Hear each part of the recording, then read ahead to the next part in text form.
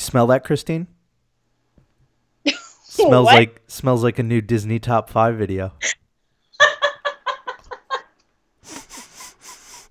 Smells great. Wow. Hello everybody. Welcome to another Disney World top 5. I'm here with Christine again. We're going to be talking about I hope you guessed it, the top 5 smells at Walt Disney World. Let's just jump right in. I think everybody knows the idea at this point. It's not the top 5 objectively. It's just our opinions, our top 5s, and we'll go through them one by one. So let's start off with my top 5, and that is the smell of gasoline at the Tomorrowland Speedway.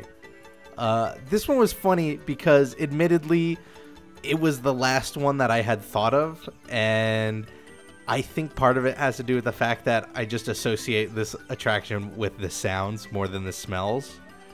But when you think about it, you can't, like, there's definitely a smell attached to it, and it's a pretty strong one. It also doesn't sound like a very safe one. No. Oh, gasoline, but you know. Right, and it's not Disney just pumping in the scent of gasoline to make it authentic. That is gasoline. Yeah. Which you would think by now, like, they would make it's a Tomorrowland ride, they would do electric cars, but you know what? I think the way you mentioned it for the sound, if you walked into Tomorrowland one day and you didn't hear the sound of these cars, it would feel wrong. Maybe the smell the same way. If it didn't smell like the scent of a gasoline station. Right. That's now I pose this question to you. Do you roll into gas stations and, like, immediately think of Magic Kingdom? Do you enjoy the smell of regular gas stations? I think it goes the other way around. I think I roll by the Tomorrowland Speedway and I think of, like, a gas station in New York. But, you know, the important takeaway is that it is not a smell that I detest or try to get away from. I embrace it. I waft a lot, but... Okay, let's move on. Now, the next one's interesting. We're going to move on to it. Let's just move on to it, and we'll talk about it there. So your number 5 is also kind of my number 4, but not really. We're here at Soarin'. You can explain your number 5, and then maybe I'll chime in later with my number 4. Okay, so anyone who's been on Soarin' probably already knows what I'm going to say. But my number 5 is the orange grove smell in the actual ride of Soarin'. So for anyone who hasn't experienced the ride, you know, you fly over California, lots of different terrain, the ocean, the mountains, and one of the big parts of the ride is flying over the orange groves. And they kind of pump in this smell of oranges that I guess some people say smells like, I don't know, orange cleaner or something. I mean, I guess you could equate it with that. But it's supposed to make it seem like you smell the oranges while you're flying over. And it's a pretty simplistic thing, but I'm pretty sure, I think it's the only time in the ride that there's a smell, if I'm correct. I think I've heard mention of, like, pine trees, but I never got it. Oh, maybe, you might be right. But either way, it's a nice little addition, and I like going on the ride now, like, having been on it a few times, and hearing people's reactions that have never been on it, because anytime you go through that section, you just hear a bunch of people like voodoo magic. Oh! Yeah. Yeah. Everyone just goes, "Whoa, oranges," and it just makes me giggle every time. But So in short, your Soarin' smell, it's not the fictitious and imagined smell of Putty as he narrates Soarin'. No, but I did recognize that the first time I ever... Actually, I think I might have been with you the first time I ever went on Soarin'. I was like... Soarin' to Tower. Time smells? Yep. Okay, so that is a great number 5, and I really enjoy that smell. The funny thing is, I put that smell on my list, but it wasn't from Soarin'. My number 4 was the smell of the orange groves from Horizons, which was the ride. If you're younger, you might not know Horizons. It was the ride that was in the place of Mission Space before Mission Space existed. And similarly, the end of the ride, you got to pick which way you returned to the present, I guess. And one of them was through these farmlands in the desert, because apparently in the future they would have orange groves in the desert, and they pumped in the smell of orange groves. So it was like an effect that they've been doing for, decades now, and it doesn't get old. And it definitely was one of my favorites. I had forgotten that Soren did it, but I definitely remembered it from Horizon. So basically, you're like the old school, and I'm the new school. Right. Classic old school orange groves. OG orange groves. Okay, let's move on then, since we've got my number 4 down and we got your 5 down. Let's move to your number 4, which is over in the Magic Kingdom at the Main Street Bakery. Take it away, Christine. I'm just going to sniff at every one we go to. Okay, that's a little creepy, but I love the smell of the Main Street Bakery, and it's not just obviously about going inside and smelling baked goods, which is amazing at any bakery, but the fact that they pump through the smell out into Main Street, which is a pretty well-known thing now. I've probably seen it in the past so many years, like a lot of people realize it. But yeah, so they actually pump it through so that you smell it as you're walking towards the bakery. So like about a few feet down, like come from the entrance, and kind of go, what's that deliciousness? And then you come in and you have the bakery, which has cookies and the big Mickey Mouse Rice Krispie treats and pretty much everything delicious. Yeah, like a cartoon, the aroma actually just turns into a hand with a finger, and it just coaxes you over to the bakery. I think if Walt Disney could physically do that, he would have. Yeah, I mean, I just think it's a really cool idea to do that. And I think the bakery's become such a staple of Main Street. I mean, of course, all the stores are, but I feel like it's kind of become a tradition for me to pop in here and get at least something every trip. I was going to put down the confectionery as one of my smells because of the smell of candy, and then I think you had me convinced that these two were one and the same. This is another spot, like one of your favorite rest spots, where like I was aware there was a bakery, but I had never really gone into it, and have sort of managed to every trip avoid it on accident whenever I go by. So now that I'm walking through it, I have to make sure I go and at the very least just smell everything in the bakery until they ask me to leave.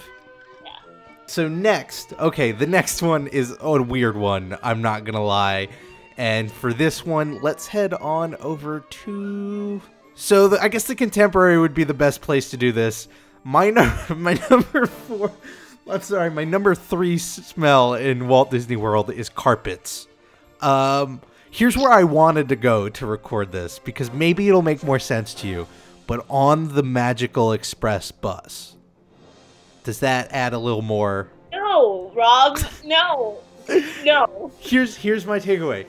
Carpets have a distinct smell. It's like this sort of it's more than just a smell, but it's got sort of like a musk to, like a musky, like if you've ever been on like a bus, like one of those Peter Pan buses or those Go buses to DC or Boston, like they're just stuffy, right? They've got that stuffy carpet smell.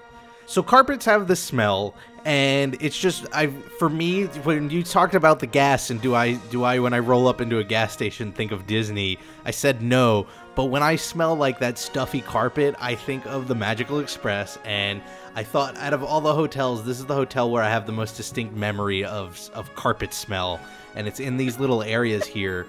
Like they're little closed off metal looking areas on the server, but here, they're like carpeted areas with like little sofas, like little round sofas that you can chill out on. And I remember chilling out on them when I was on vacation and staying here. And this is just a smell that I just brings back fond memories. That's all. It's the carpet smell has a smell. Next time you are at Disney, you are totally gonna smell a carpet. And you're gonna be like, he's right. Well, carpets have a smell. Right. Right. And there are carpets in Disney. But there are carpets Follow everywhere. me here. Follow me here. There are carpets in Disney. Like how there's gas stations everywhere. Right. And I'm not really seeing the direct correlation. I mean, I see the correlation. I don't know. Maybe it's imprint. Maybe it's the first time I smelled a carpet was at Disney, and that's just forever where I will smell carpet. Do you think Aladdin's carpet smells like these carpets? I mean, No, here's why. Aladdin's carpet does a lot of flying, and that's like, forget hanging it up on the clothesline. That is super, super airing it out. So it must be the like freshest smelling carpet in the world, right? It makes sense. I'm gonna take that silence as an agreement. In your world of carpet smell being a top smell in Disney, it would make sense. So.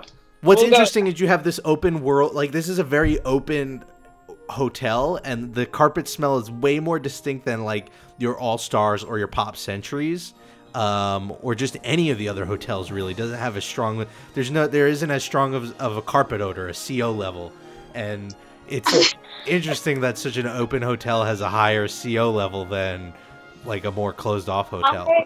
Just imagine dude walking into the Contemporary and like getting on your hands and knees and just like 6.7 CO.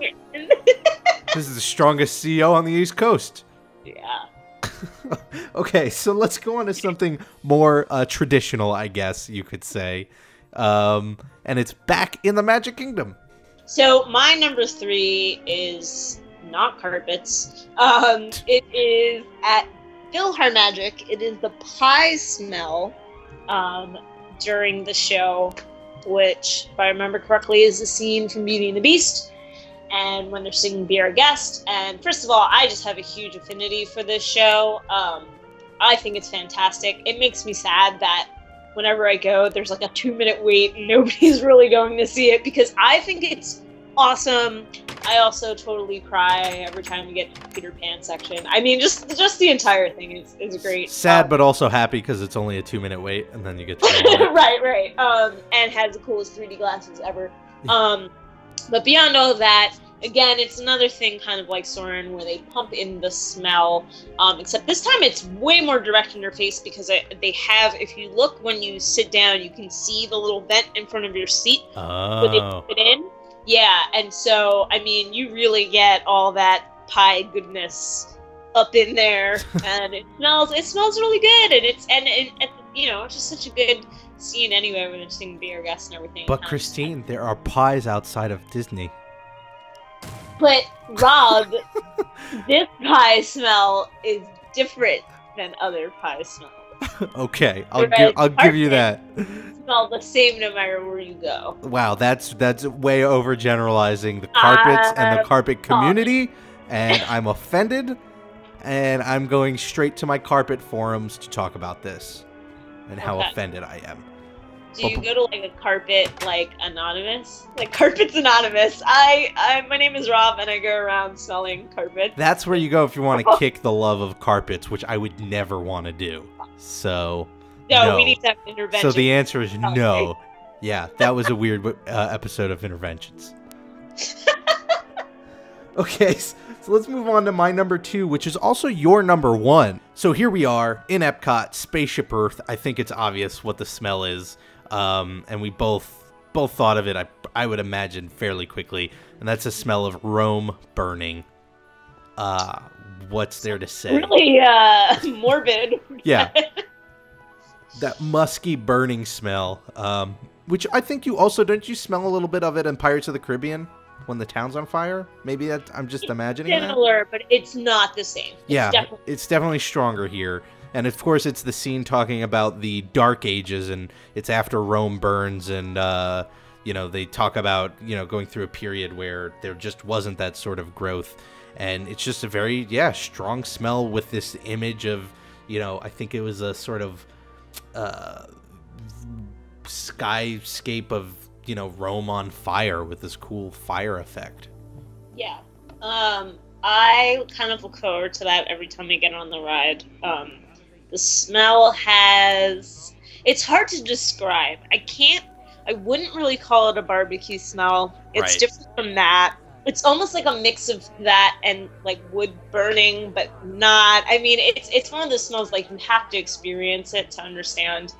I think that unfamiliarity with the burning smell, that you can't place it as like a fireplace or a barbecue, it's what adds to the, I think, maybe even on a subconscious level, the idea that it is a fire that shouldn't be happening. You know what I mean? Like the idea of Rome burning isn't one where it's like, all right, we celebrated, so we set Rome on fire. It was a bad thing that was going on. Like toasted marshmallow. Yeah, right. All right, s'more time. You know, it was like Rome's burning to the ground, and you sort of have that smell of like something that shouldn't be on fire is on fire. And of course, it definitely adds to the immersion. And to me, it was very impressive just because it was one of those things that you don't think could be controlled as well as it is. Mm-hmm. And you wouldn't think that it's an effect when it really is. But I think when, you know, like when I was younger, it felt like, wow, are they really just setting a fire back there? And is this very irresponsibly dangerous? Of course not. They know what they're doing, and they're just really, really good at it. Yeah. I also, you know, it's my top because it's a smell that I think it might have been one of the first smells that I even recognized or made me think of Disney World. I just remember experiencing it when I was very young, and before even like kind of picking up on the bakery and, you know, all of those other things, it kind of just sticks in my mind as like the first quote unquote smell of Disney that I remember. Yeah, it's just by being the strongest, definitely. Okay. The next one, which is your number 2, and in a way my number 1, but sort of like Horizons and Soarin', they're similar but not the same. We're headed back to Magic Kingdom over to Frontierland. I don't even know where you went. You might be there already. You disappeared. Oh, there you are. Oh, I'm here. Little Ian Malcolm out there. Time to let me take a moment to plug my new survival series. We're building Jurassic Park with the dinosaur mods. So my alt account is dressed up like Ian Malcolm. That's why Christine looks like Ian Malcolm. If you were looking at her skin and going, why does that look like Ian Malcolm? Now you know. But enough about that. Let's head on over to Frontierland. Okay, so here we are in Frontierland at Splash Mountain. I'm going to hand it over to you because this is your number 2. Okay, so my number 2 is the water smell in Splash Mountain. It's literally just the smell of the water. You give me grief over carpet. Wait. No, okay, because this water has a specific smell because of the way that it's treated and all of that. It is completely different from the water I smell in my shower or at the ocean or I don't know where else. So, no, this isn't just the smell I could get anywhere. This is Disney water smell. And you smell it, I feel like the first time I smell it is actually like the last quarter of the line, of the queue, before you actually get on the ride. Like once you're starting to approach the boarding area, it kind of hits you. And always makes me very excited to know that I'm almost getting on the ride. And yeah, I mean, obviously it permeates the entire ride. And I don't know. I think part of that, what you mentioned, you have a good point, is that as you get closer, you really get hit with it. And I think part of that is when the queue gets to the point where like you're in the caves, right? It's really closed in, so that sort of that moisture really sticks around and just lingers, and it soaks up the rocks, which are just like in a constant state of wetness. So I could definitely relate. I think works being that they're caves. I mean, it kind of makes sense, right? Right. So, yeah, I mean, I think that's what makes it stand out to me is it's not just obviously when you're on the ride, but it's the fact that it kind of hits you before you even get there. Yeah, absolutely. And I can't knock you too much for picking it because, like I said, my number 1 is very similar. It's not exactly Splash Mountain. Stop flying, Bob. Everywhere I go, I shall fly. Let's fly to my number 1, which is in the same park. And here we are at Pirates of the Caribbean, and my number 1 smell is, I at first just called it like the wetness, like the Pirates of the Caribbean wetness. The water, I guess you know what it is? It's if you scooped up Pirates water and took it somewhere else and smelled it, it wouldn't smell like Pirates water. So that's why I attributed it to wetness, because I feel like sort of like the cave rocks, it requires more than just the water to create that smell. And for me, it's at the very beginning when you're in the sort of caverns before that drop, when you like enter the town where the pirates are raiding. That's the wetness smell that I think of. And now that I think about it, it shares a lot of the common qualities, which is one, it's this enclosed space. It's probably the most enclosed spot in Pirates of the Caribbean, because once you take that drop, it sort of opens up into this big show area, right? And it's got like those rocks, which I don't know what they're made of, but I feel like it's porous enough to absorb that water and sort of hold that moisture and add to the smell. And then on top of it, it's a super windy area, so it's blowing all this air around. So even if like it wasn't a prominent smell before, it is, because it's just being pushed in your face.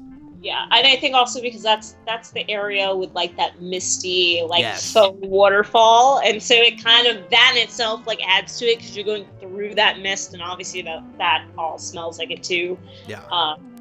Yeah, I mean, definitely something that kind of hits you, and it is mostly just in that part of the ride. I mean, you do kind of smell the water for the rest of the ride, but it's not as strong as in that area. Absolutely. And I don't know, this might be a bit of a stretch, but I wonder how much of it, the effect is played up because it's a very dark part of the ride, and, you know, maybe by not giving you a lot of visual stimulation and not a lot of audio stimulation, it's like you have more time to sort of process the smell, as opposed to maybe like when you're in the town and you're looking at all these pirates and it's playing the music, and the smell's certainly there, but there's just so much more to compete for your attention than when you're in that cave. All right, so there you have it. Top 5 smells. Definitely one of the more interesting top 5s. I had to think about this one more than any of the others, just because I feel like it's a sense that just doesn't pop up immediately. I want to thank you again for joining me. I mean, I say that as if it's a one-off, but I think it's clear to see you're going to be coming back for more of these top 5s. Just hopefully not in Dr. Ian Malcolm's skin. Yeah, hopefully I'll have my own account by then.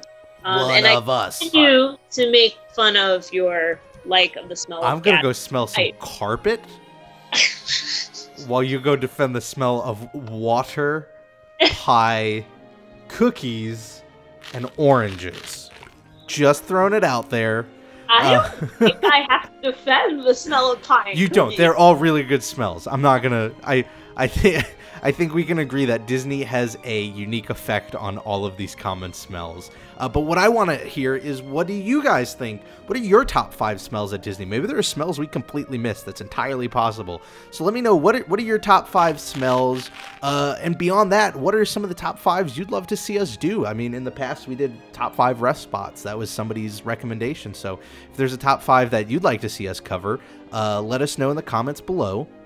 If you like this video, there's a bunch of other Disney stuff on my channel. I do the history of attractions, and I'll do Revisiting Disney, which is my new favorite series, where I talk about what I think they could do to upgrade different rides and pavilions. And then, Christine, you've got stuff going on the internet. Yep. So I have a fashion blog that I run called twogirlsoneoutfit.com. So if that's something that interests you, you could check that out. And you can also always follow me on Twitter. It's Big Bruin Evil is the name. No G. No G. Big Bruin Evil.